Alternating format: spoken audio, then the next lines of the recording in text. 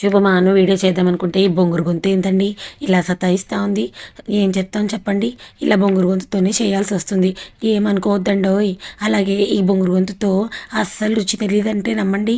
అందుకే పుల్ల పుల్లగా కారం కారంగా ఉండాలని గోంగూర పచ్చడి చేశాను. ఇంకా అందులోకి ఉల్లిపాయ అయితే డెకరేషన్ ఇచ్చానమాట. ఇక పొద్దున పూట టిఫిన్ కోసం నేను చపాతీలు బీరకాయ కర్రీ అయితే చేశానండి. బీరకాయ కర్రీ కుక్కర్లో కూడా చేస్తారా అని మీరు అనుకోవచ్చు.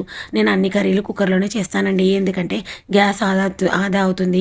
అంతేకాదండి, త్వరగా మన పనులకైతే వెళ్ళిపోవచ్చు కదా. ఈ వర్కింగ్ ఉమెన్ కష్టాలు ఏం చెప్పంటారు చెప్పండి. 5 నిమిషాలు లేట్ అయితే ఒకరోజు జీతం కట్ చేస్తారు. అందుకోసం దబదబా ఉరకాలి. కాబట్టే నేను ఇలా అన్ని కుక్కర్లో చేసేస్తాను. ఇక ఈ రుచికరమైన బీరకాయ కర్రీ ఎలా చేయాలో అనేది లాంగ్ వీడియోలో పెట్టాను. మీకు వీలున్నప్పుడు దయచేసి చూడండి. ఇక చపాతీలు 2 పెన్నెల పైన కాలిస్తే ఫాస్ట్గా అయిపోతుందండి. ఈ వీడియో చూశాక ప్లీజ్ ఒక లైక్ చేయడం మర్చిపోతండి. Like and subscribe. Thank you.